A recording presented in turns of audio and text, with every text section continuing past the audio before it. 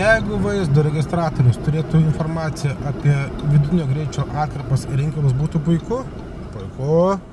Jeigu vaizdo registratorius būtų 4K raiškos, būtų gerai, labai gerai. Taip kad Mio originalus, rimtas, geros sensoriaus, 1,8 colio matrica, puikus renginukas tiems, kurie nori turėti vaizdo registratorių, vadinkim, tarp kokybės ir pinigų tą idealų į santykį. Pažiūrėkime, kaip atrodo jo komplektacija.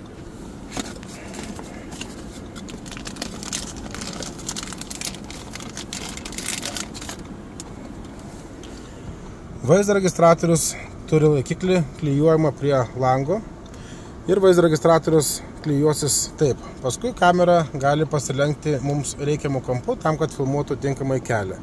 Turime ekranėlį, gali būti šitas registratorius su galinė kamera ir be galinės kameros, kaip jau pasirinksite. Yra ekranėlis, yra šita ryžinka knopkytė, kuri leidžia mums užfiksuoti vaizdo įrašą ir kad jo paskui vaizdo registratorius nebetrintų.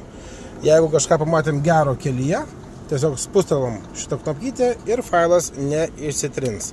Turim Wi-Fi, galim telefonu mes prie jo prisijungti per Mio programėlę. Programėlė nieko nekainuoja. Taip pat per šią programėlę galima atnaujinti visų inkilų ir greičio matuoklių informaciją šiame įrenginyje.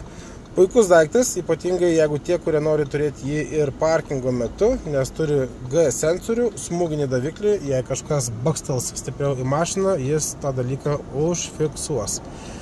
Taip kad tie, kas nori įsigyti kokybišką premium klasės vaizdo registratorių ir nemokėti 500, šis įrenginys tikrai turėtų jums patikti, esam jų daug pardavę, naudojam ir patys.